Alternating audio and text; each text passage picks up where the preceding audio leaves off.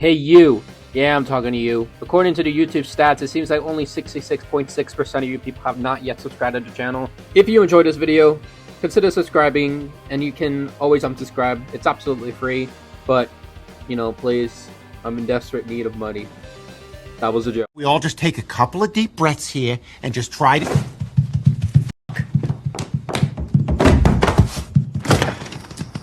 Alright, so I got myself a new microphone for editing stuff, so let me put it to the real test. Okay, no, for real though, we are doing a full-on explanation video as to what's been going on recently and why it's taken me so gosh dang long to upload a video for this channel, and why Fredrick Multiverse Dangerous has been taking a long time, almost a full year in post-production. But I promise you guys, I'm gonna make this very, very simple as to explain what's been going on. Okay, so one of the main reasons why it has not been the greatest on this channel, and mainly because of the lack of videos, I guess. Oh, excuse me, that is so rude. Okay. So as I explained earlier, the way how I make videos now is I rely heavily on the movies to be finished as soon as possible. And with Multiverse Dangers being in post-production for almost a year, it has been hard for me to get things out on time and as fast as possible to keep the algorithm going up and making more views and money off of the videos that I make. So with that said, when Multiverse Dangers was been taking a year to get done completely, the view rate went down because I have not been posting anything, and that's basically how the algorithm works. The more you post, the more people will watch. The less you post, the less people will watch and eventually forget about your channel, basically, is what I'm saying. So that's like kind of like the basic premise of how the algorithm works, is that the more you post, the more people will stick around and watch. The less you post, people will eventually forget about you, and they'll pretty much watch anything else aside from the channel that they subscribe to, basically. So that's why it's kind of been hard to keep up with everything, because Multiverse Dangers is part of the ECU. And unfortunately, with that, it comes with a risk of being in post production for almost a year. So let's get into the explanation of why Multiverse Dangers has been taking forever to finish. For those who don't know by now, I work with a guy named Mark Taylor. He's pretty much been my friend for quite a long time already, probably about 2 years, I'd say.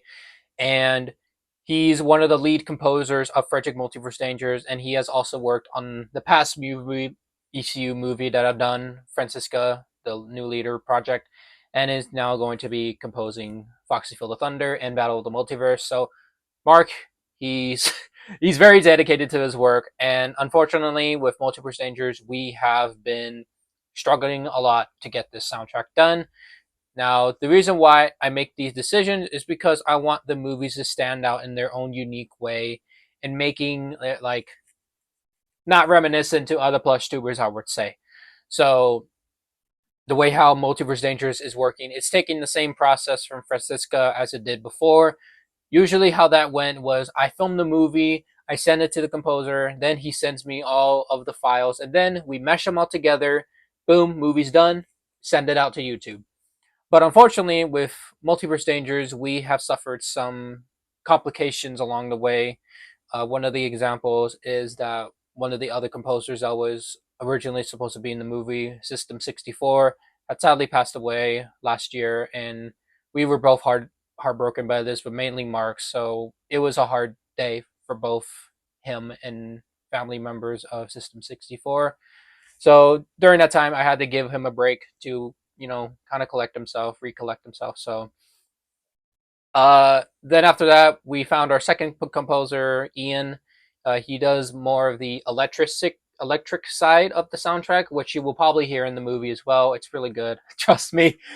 And we had another person on the project who does violin like covers, I guess. And we did do that for the trailer, which wasn't too bad. But unfortunately, the violinist has been removed from the soundtrack completely, as due to lack of communication and probably busy with a lot of stuff, which unfortunately it does happen. We have to make these decisions in order to get the project done. But we send our best regards as nice as possible to make sure that we're not making it seem like we're firing them. No, we don't want to do that.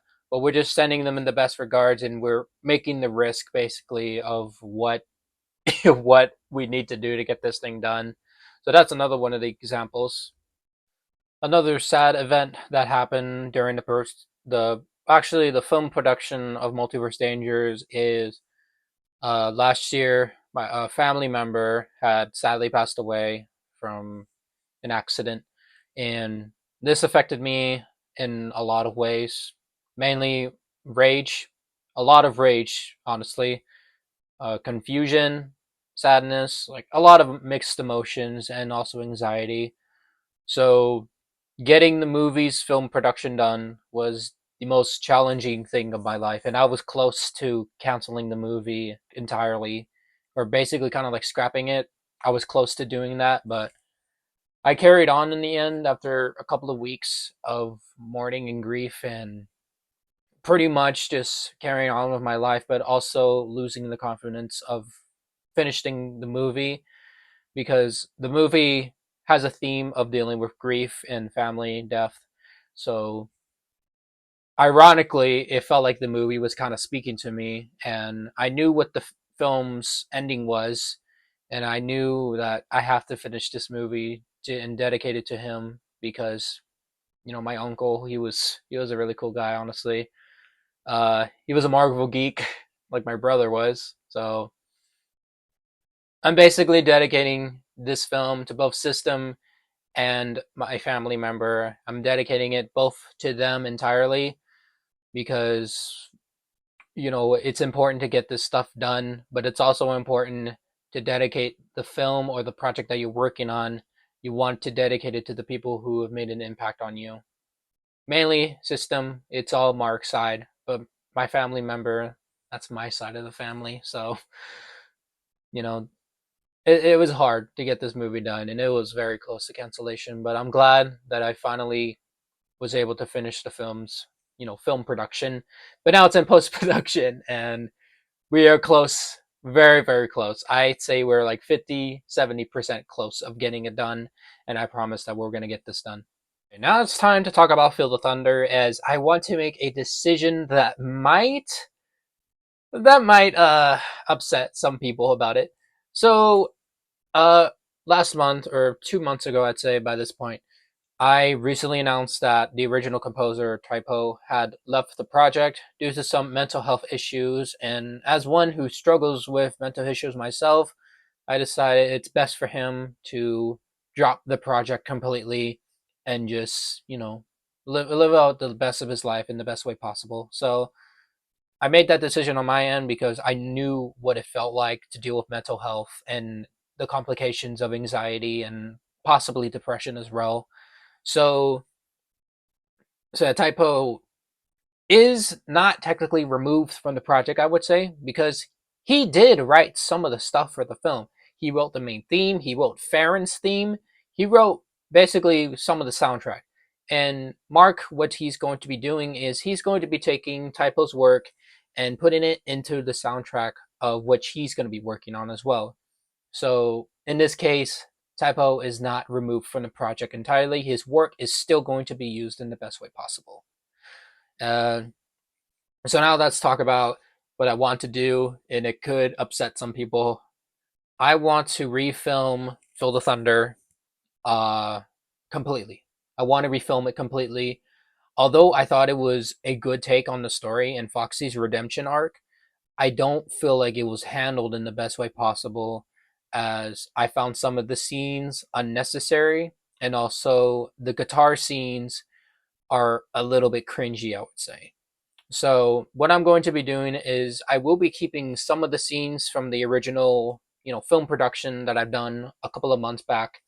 But what I'm going to be doing is reshooting some of the scenes, reshooting it in possibly better scenery, I'd say, if I ever get to that point, and reshooting the final battle scene, kind of like just going through it, making scenes better, and hopefully it should not end up pretty badly. Just so Mark has a better way of you know putting the soundtrack in much better scenes than the movie originally had. Because don't get me wrong, the movie has really good scenes, but I felt like some of them weren't impactful enough.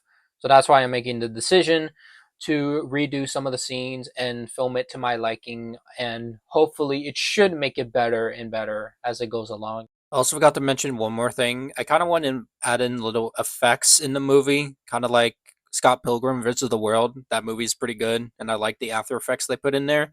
That's kind of what I want to do with Feel the Thunder as well, like put in little effects. So that should be fun. And hopefully the final result should be better than what I originally intended. Okay, so let's talk about some Francisco Fighter stuff. For those of you guys don't know, I've been posting a lot about my concept series, and honestly, I'm having a blast bringing these characters to life. So, with that said, I am working on another Francisco Fighter canon voice actors part 2 video. It's going to be longer than the last one. It has about 8 of the characters done, and also 5 more being done by another fellow animator, Cosmic's Tunes. Go subscribe to their channel. It's really, really good. So I don't know when that part will be done, but if anything, I can probably add on more if I really want to, which I probably can, because animation, in my opinion, it's not too complicated in my eyes.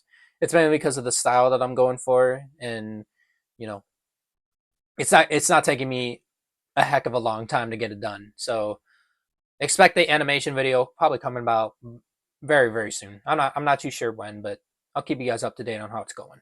All right, so it's pretty much the next day, but that's pretty much it on this little explanation update video on what's been going on. So, mainly, again, I just want to apologize for the lack of uploads and everything, and I want to reassure you that everything is going well. It's going a lot better in the last couple of days. But I just want to let you guys know, thank you guys for staying tuned for some of the work I've been doing, and I will promise that I will continue to keep you guys up to date on what's been going on Instagram and YouTube. Not TikTok, because I deleted that app like a long time ago. So you guys won't see me on TikTok for a while. But Instagram, YouTube, that's where I'll be active, and Discord as well. So that should pretty much be it, and I'll talk to you guys later.